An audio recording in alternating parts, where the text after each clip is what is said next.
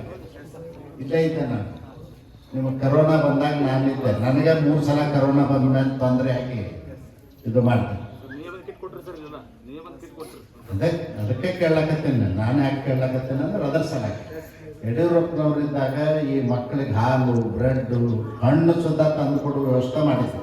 ಈಗ ತಹಸೀಲ್ದಾರ್ ಒಂದು ಸ್ವಲ್ಪ ನೀವು ಸುಮ್ಕುತ್ ಕೇಳಿದ್ರು, ಈಗ ಕೊಡಕ್ಕೆ ಏನು ಕಷ್ಟ ಅದ? ಸರ್ಕಾರದ ಆದೇಶ ಐತೆ ಇಲ್ಲ?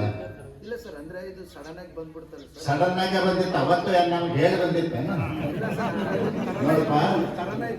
ಒಂದು ಕರೋನಾದಲ್ಲ, 2019ರಾಗ ಪ್ರವಾಹ ಬಂದು ತೊಂದರೆ ಆಗ್ತದೆ. ಇದಕ್ಕಿಂತಲೂ ಹೆಚ್ಚು ತೊಂದರೆ ಆಗಿತ್ತು. ನಿಮ್ಮ ಸಣ್ಣದ ಬ್ಯಾರೇಜ್ ಸುದ್ದ ಕಿತ್ಕೊಂಡು ಹೋಗಿತ್ತು, ಗೊತ್ತದಲ್ಲ, ಗೇಟ್ ಬಂದು. ಆ ಸಂದರ್ಭದಾಗ ಊರುಗಳದಾಗೆಲ್ಲ ಹೆಚ್ಚು ನೀರು ಬಂತು. ಅದಕ್ಕೆ ನಾನು ಬಂದ ಹಳ್ಳಿಗಳು ಅದಾವ, ಅದಕ್ಕಾಗಿ ನಿಮ್ಗೆ ಕೇಳ್ತಾ ಇದ್ದೀನಿ, ಅವರಿಗೆ ಸರಿಯಾಗಿ ವ್ಯವಸ್ಥೆ ಮಾಡಿ. ನಿಮಗೆ ಕೊಡ್ಲಿಕ್ಕೆ ಅಧಿಕಾರ, ನಿಮ್ಮ ಹತ್ರ NDRF SDRF ದುಡ್ಡಿನಾಗ ಅವ್ರಿಗೆ ವ್ಯವಸ್ಥೆ ಸರಿಯಾಗಿ ಮಾಡಿ.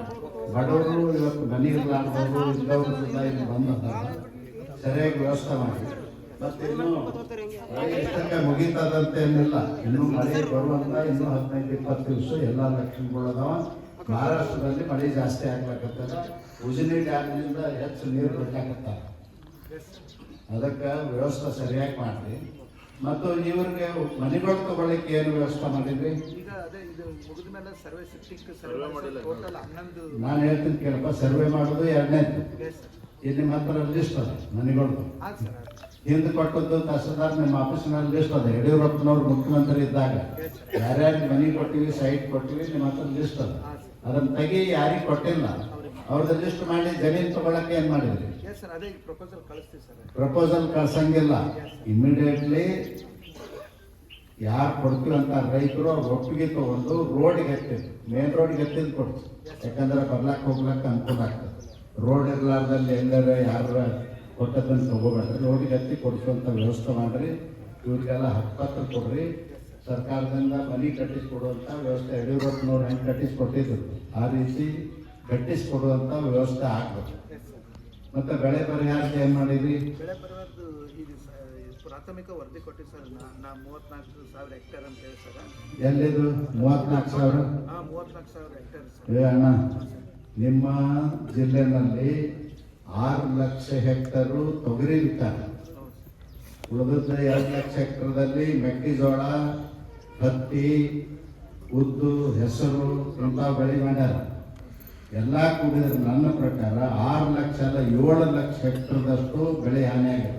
ಈಗ ನಿನ್ನೆ ಇವತ್ತು ಸುತ್ತ ಹಾಕಿ ನೋಡಿದ್ವಿ, ಎಲ್ಲೂ ಒಂದೊಳಗೆ ಒಂದು ಹೆಸರು ಕಾಳನ್ನು ಬರೋದಿಲ್ಲ, ಏನೂ ಬರೋದಿಲ್ಲ. ಕಬ್ಬು ಸುತ್ತ ನೀರಾಗಿ ಹೋಗ್ಬಿಟ್ಟದ.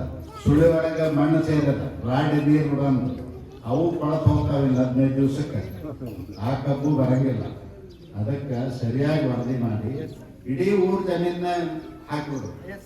ಏನು ನೀವೇನು ಮನೆಯಿಂದ ಕೊಡೋದಲ್ಲ, ಕೇಂದ್ರ ಸರ್ಕಾರನೂ ಪರಿಹಾರ ಕೊಡ್ತದ, ರಾಜ್ಯ ಸರ್ಕಾರನೂ ಸೇರಿಸಿ ಹೆಚ್ಚಿಗೆ ಕೊಟ್ಟು ರೈತರಿಗೆ ಅನುಕೂಲ ಮಾಡ್ಬೋದು. ಅದಕ್ಕೆ ನೀವೆಲ್ಲರ ಅವುಗಳು ನುಂಗ್ಕೋತ 34,000 ಹೆಕ್ಟರ್ ಅಂದ್ರೆ ಏನಾಗೋದು? 8 ಲಕ್ಷ ಹೆಕ್ಟರ್ ಅದ. 8 ಲಕ್ಷ ಹೆಕ್ಟರ್ದಾಗ 34,000 ಹೆಕ್ಟರ್ ಅಂದ್ರೆ ಏನಾಗೋದು? ಅದಕ್ಕೆ 8 ಲಕ್ಷದಲ್ಲಿ ಕನಿಷ್ಠ 7 ಲಕ್ಷ ಹೆಕ್ಟರು ಪರಿಹಾರ ಸಿಗಬೇಕು. ನಿಮ್ಮ ಊರಿನಲ್ಲಿ ಸಿಗುವಂಗ ವರದಿ